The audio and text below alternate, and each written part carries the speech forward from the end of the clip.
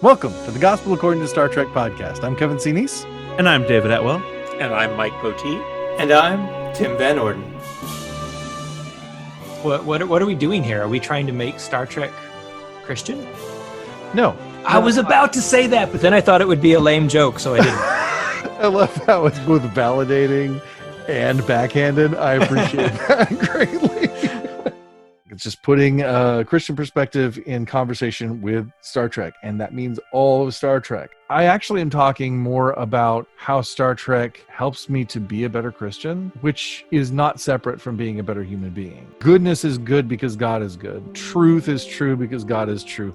Beauty is beautiful because God is beautiful. So all goodness is God's goodness. All truth is God's truth. All beauty is God's beauty. Larry Nemeczek said, "Don't be scared off by the title, Trek fans. Whether Christian, pagan, atheist, or any other corner on the global higher power scale, you'll find plenty of new insights into the human adventure amid the dots Kevin C. Neece connects in the Gospel According to Star Trek, the original crew." That was that wasn't even a humble brag. That was just a brag, people. Dark science, Sith magic, somehow the Gospel According to Star Trek. Oh, no, that's the wrong franchise. That's the platonic ideal of a Star Trek fan, right? Right. Nitpicky, incredibly sure of myself, even though Yes. I may not be right, but I'm never in doubt. It's Sue from Women at Warp. What are you doing here? I thought I was invited. Oh, right. That's right. We sat down with Rod Roddenberry in Quark's bar. When you really look at the fan history of Star Trek, it has been driven by women. Author, activist, and historian Blair Imani. Now everybody thinks I'm cool. I have like Gen Z millennials thinking that I'm just the coolest thing ever. And I'm like, no, I'm a nerd. I'm an outcast. Give me back my identity. Let me see if I can put a name on it. Loving our neighbors. You know, there was a great guy, I think his name started with a J, who talked about that with some interesting stuff.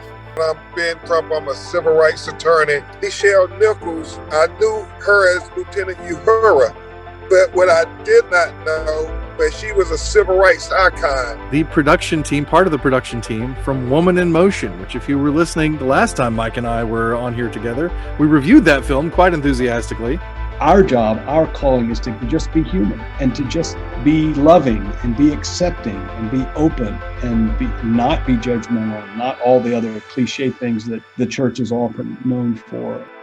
The Gospel According to Star Trek podcast is a weekly show where we explore Star Trek new and old from a Christian worldview perspective. We discuss the latest Star Trek news and episodes, fandom, faith, culture, and your questions. Look for the Gospel According to Star Trek podcast on Google, Apple, Spotify, Stitcher, and more, or go to anchor.fm/GATST.